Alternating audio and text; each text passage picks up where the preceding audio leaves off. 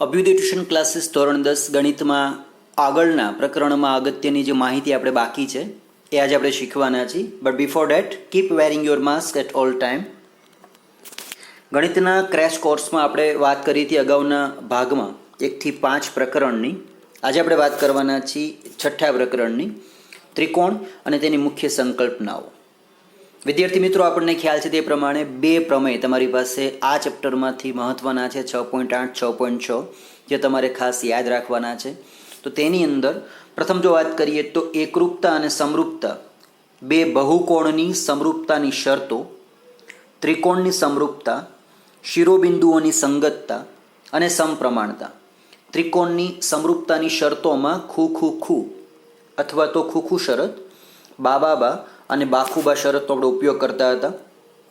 બીજું, સમપ્રમાણતાનું મૂળભૂત પ્રમેય અને તેનું પ્રતીક કે જો ત્રિકોણની કોઈ એક બાજુને સમાંતર દોરેલી રેખા બાકીની બે બાજુઓને ભિન્ન બિંદુમાં છેદે તો તે બાજુઓ પર કપાતા રેખાખંડો તે બાજુઓનું સમપ્રમાણમાં વિભાજન કરે છે. આ પ્રમેય તમારો જે છે સાબિતી સાથેનો છે.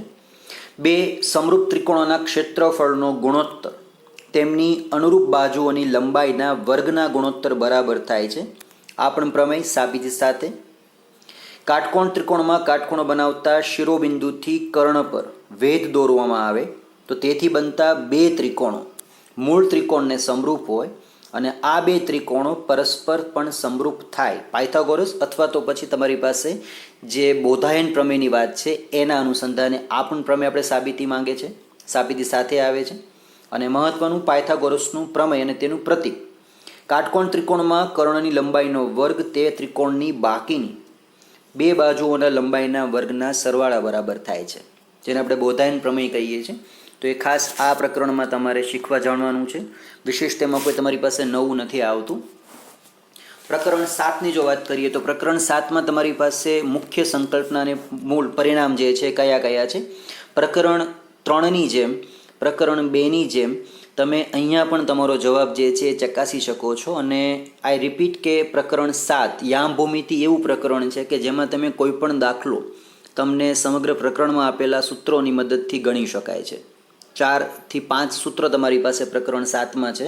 તો તેમાં તમે એ સૂત્રની મદદથી દાખલો જે છે એ ભૌમિતિક રીતે નિરૂપણ કરીને ગણી શકો છો, જેનો તમે આગળ ઉપર અભ્યાસ કરી શકશો. અહીંયા હાલ તમારી પાસે પ્રથમ જો સૂત્રો પૂછવાની વાત આવે તો અંતરસૂત્રો, વિભાજન સૂત્ર અને ત્રિકોણનું ક્ષેત્રફળ હાલમાં નીકળી ગયું છે, પણ આ બે સૂત્રો તમારી પાસે મહત્વના છે અને મધ્ય બિંદુના યામના. તો બે બિંદુઓ તમારી પાસે ધારો કે P અને Q છે કે જેના બિંદુ યામ x1 ને y યામ અહીંયા x2 અને y2 છે. તો તેનું અંતર શોધવાનું થાય તો PQ નો તમારો જવાબ આવશે વર્ગમૂળની અંદર કૌંસમાં x2 માઇનસ x1 માથે વર્ગ વત્તા y2 માઇનસ y1 માથે વર્ગ. જો P બિંદુ xyનું ઉદ્ગમ બિંદુથી અંતર શોધવાનું થાય, ખાસ યાદ રાખશું વિકલ્પમાં ખાલી જગ્યા ખરા ખોટા જોડકામાં આપી શકે છે. તો તેનું સૂત્ર તમારી પાસે છે x² + y² અને બંને અંડરરૂટમાં. એ સિવાય બિંદુઓ A અને B ને જોડતા રેખાખંડનું તમારે m1/m2માં ગુણોત્તરમાં વિભાજન કરવાનું થાય તો વિભાજન યામ જે છે એ ખાસ યાદ રાખશું. બંને ભેગા છે અહીંયા m1 x2 + m2 x1 છેદમાં m1 m2 અલ્પવિરામ m1 y2 + m2 y1 છેદમાં m1 m2 કાઉન્સ ક્લોઝ થઈ જશે. બંને બીજ અલગ અલગ તમે દર્શાવી શકો છો x અને yના. આ પણ તમારે ખાસ તૈયાર કરવાનું છે.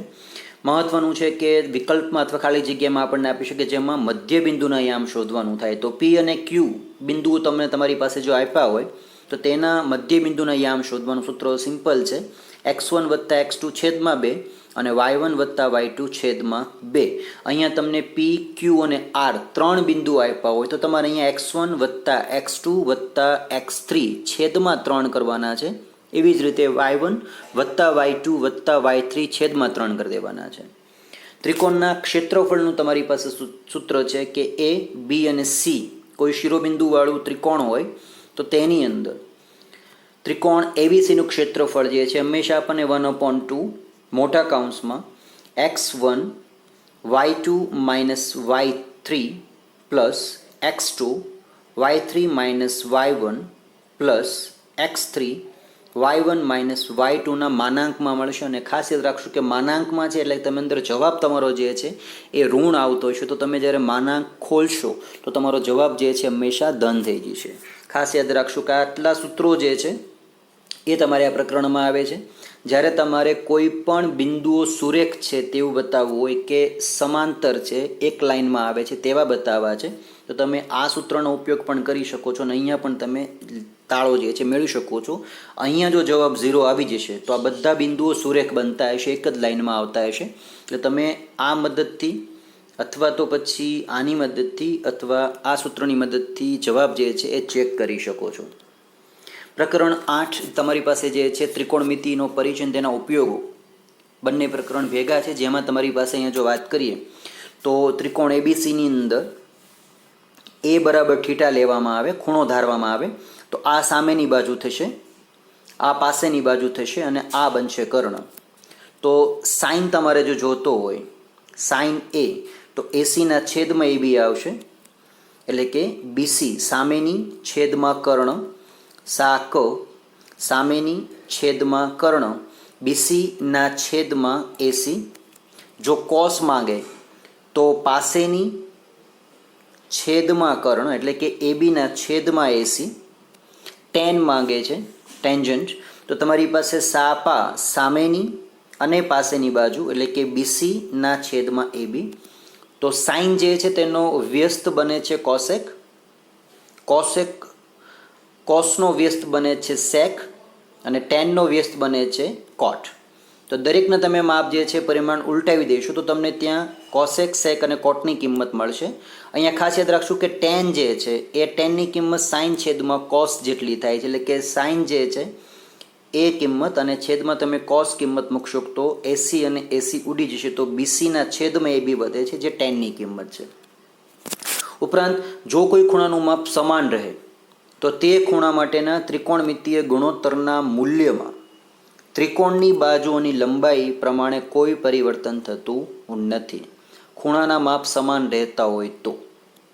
જો કોઈ એક ખૂણાના ત્રિકોણમિતિય ગુણોત્તરનું મૂલ્ય આપેલ હોય તો અન્ય ત્રિકોણમિતિય ગુણોત્તરના મૂલ્ય પણ તમે શોધી શકો છો, જેના પણ આપણે દાખલા છેલ્લા થોડાક દિવસથી ગણી રહ્યા છીએ. અહીંયા તમારી પાસે આ કોષ્ટક છે જેમાં તમારી પાસે સાઇન, કોસ, ટેન, કોસેક, સેક અને કોટની કિંમત આપી છે 0, 30, 45, 60 અને 90ની. તો જેમાં તમારે આ પ્રથમ લાઈન જે છે આ ખાસ યાદ રાખવાની છે.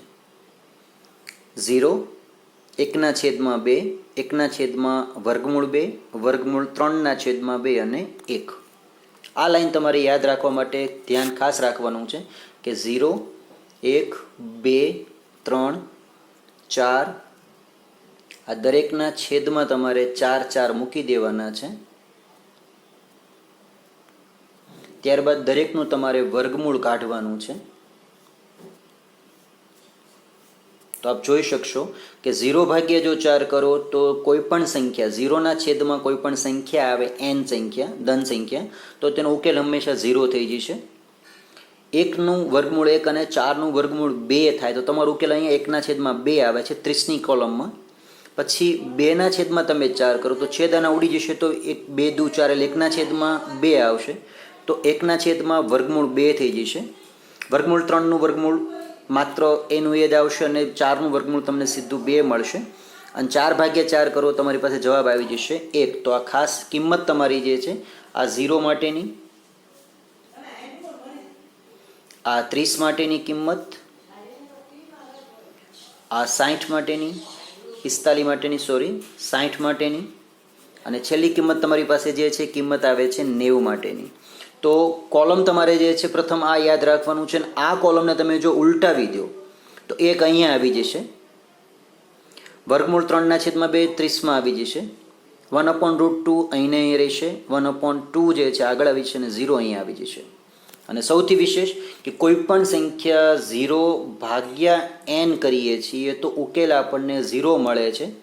એવી રીતે કોઈ પણ n સંખ્યા જો ભાગ્યા 0 કરો તો તમારી પાસે તેનો ઉકેલ આવશે ઇન્ફિનિટી, એટલે કે પદ તમારી પાસે ત્યાં બની જશે અવ્યાખ્યાયિત, જે તમને આગળના કોષ્ટકમાં તમે જોઈ શકો છો કે જેમાં વિવિધ કોલમ તમારી પાસે જે છે એમાં તમને આપેલું છે કે જેમાં કોસેક જે છે એ અવ્યાખ્યાયિત છે, ટેન 90 અવ્યાખ્યાયિત છે અને સેક 90 અવ્યાખ્યાયિત છે અને કોટ એ જે છે અવ્યાખ્યાયિત છે. સાઇનમાં જેવી રીતે થીટાની કિંમત વધતી જાય છે એમ એનું જે મૂલ્ય છે 0 અને 1ની વચમાં રહે છે.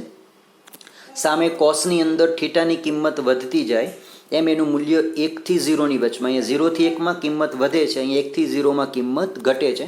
અહીંયા તમે જોઈ શકશો કિંમત તમારી સ્ટેબલ રહેશે. આપણે યાદ રાખવાનું છે ખાસ કે કોસેક એ, ટેન એ, સેક એ અને કોટ એ આ ચાર કિંમત જે છે એ ચારે ચાર કિંમત ઇન્ફિનિટી છે, અવ્યાખ્યાયિત છે. જ્યારે sine a, cos a, tan a અને કોટ એ જે છે 0 થાય છે. એટલે તમને બાકીની જે કિંમત છે આ મહત્વની આટલી એ તમારે ખાસ યાદ કરવાની છે, પાકી રાખવાની છે. બીજું કે સાઇન એ અને કોસ એનું મૂલ્ય ક્યારે 1 થી વધારે ન હોય અને સેક એ અને કોસ એનું મૂલ્ય હંમેશા 1 અથવા 1 થી વધારે થાય. બીજું કે સમગ્ર પ્રકરણમાં તમારી પાસે કોટિકોણ વિશેના પણ ત્રિકોણમિતીય ગુણોત્તર આવે છે, જેમાં સાઇનનો કોટિકોણ જે છે કોસ થાય છે, એવી રીતે કોસનો કોટિકોણ એ સાઇન થશે. કોટિકોણની આપણને કિંમત ખ્યાલ છે, 90માંથી હંમેશા બાદ થાય છે. ટેનનો કોટિકોણ કોટ અને કોટનો કોટિકોણ ટેન થઈ જશે. એવી રીતે સેકનો કોટિકોણ કોસેક થશે અને કોસેકનો કોટિકોણ સેક થઈ જશે. ત્રિકોણમિતીય નિત્યસમ તમારી પાસે મૂળ 3 છે, જેમાં પ્રથમ મહત્વનું છે એ છે કોસ વર્ગ એ પ્લસ સાઇન વર્ગ એ બરાબર 1. તેના પછી તમે તેને તારવી શકો છો 1 પ્લસ ટેન સ્ક્વેર એ બરાબર સેક સ્ક્વેર એ અને cot square a plus 1 equal to cosec square a. બીજું કે પ્રકરણ 8ની અંદર આવતું હતું. પ્રકરણ 9માં તમારી પાસે આવે છે, જેમાં ત્રિકોણ જે છે એની અંદર કોઈક અવલોકન કરતા જે છે એ જ્યારે કોઈ વસ્તુ નિહાળતા હોય ત્યારે દ્રષ્ટિરેખા જે છે નિરીક્ષકની આંખથી નિરીક્ષણ હેઠળના પદાર્થ સુધી લંબાવતી રેખા છે. કોઈ વ્યક્તિ અહીંયા ઊભી છે તો તે દૂર સુધી જોતા હોય તો આ ક્ષિતિજ રેખા બનશે. જો નીચે તરફ નજર કરે તો એંગલ ઓફ ડિપ્રેશન એટલે કે અવશેષ કોણ બનશે અને જો જોનાર વ્યક્તિ જે છે ઉપરની તરફ નજર કરે તો બનતો જે ખૂણો છે એ બનતો હતો એંગલ ઓફ એલિવેશન એટલે કે ઉચ્છેદ કોણ બનતો હતો. નિરીક્ષણ હેઠળના પદાર્થનો ઉચ્છેદ કોણ એટલે કે જ્યારે નિરીક્ષણ હેઠળનો પદાર્થ ક્ષિતિજ રેખાથી ઊંચે હોય. પછી અવશેષ કોણ એટલે કે નિરીક્ષણ હેઠળનો પદાર્થ ક્ષિતિજ રેખાથી નીચે હોય. પદાર્થની ઊંચાઈ અથવા લંબાઈ અથવા તો બે પદાર્થો વચ્ચેનું અંતર ત્રિકોણમિતીય ગુણોત્તરના ઉપયોગથી તમે ફાઇન્ડ આઉટ કરી શકો છો. અને સમગ્ર પ્રકરણ જે છે એમાં પણ દાખલાઓ જે છે આકૃતિ ઉપર આધારિત છે, સાઇન કોસ ટેનની કિંમત પર આધારિત છે. તો આપણે આ કોષ્ટક જે છે કોષ્ટકને ખાસ વધારે મહત્ત્વ આપવાનું છે. એમાં સૌથી વિશેષ મહત્ત્વ આપશું આ ટેનની આ કિંમતોને, જે ખાસ યાદ રાખવાની છે. પ્રકરણ 9ના કોઈ પણ દાખલામાં તમને 0 અને 90ની કિંમત આપવાના નથી. નંબર 2, તમને 30 અને 60 આ કોટિકોણ કિંમતો છે. જ્યારે પણ આપણે ત્યારે ધ્યાન રાખશું કે સાઇન 30ની જે કિંમત છે એ જ કિંમત કોસ 60ની થાય છે. એવી રીતે કોસ 30ની જે કિંમત છે એ સેમ કિંમત સાઇન 60ની થાય છે. તો આ બંને કોટિકોણ મૂલ્ય છે. તો જેની પણ કિંમત 30 અને 60ની છે, ભલે એ ટેન હોય, કોસેક હોય, સેક હોય કે કોટ હોય, તો બંને કોટિકોણ છે. ધ્યાન ખાસ રાખશું કે 30ના ખૂણાની સામેની બાજુ હંમેશા કર્ણ કરતાં અડધી, 60ના ખૂણાની સામેની બાજુ એટલે કે પાસેની બાજુ કર્ણ કરતાં અડધી અને 45ના ખૂણાની સામેની અને પાસેની બાજુ જે છે એ હંમેશા સમાન થાય. તો રૂલ્સને આપણે ફોલો કરશું. વિડીયો જે છે એ શરૂઆતથી અંત સુધી એકવાર ફરીથી જોઈ લઈશું, જાણી લઈશું, સમજી લઈશું. જ્યાં ડાઉટ લાગે ત્યાં તમે ચોક્કસથી વોટ્સએપ કરી શકશો.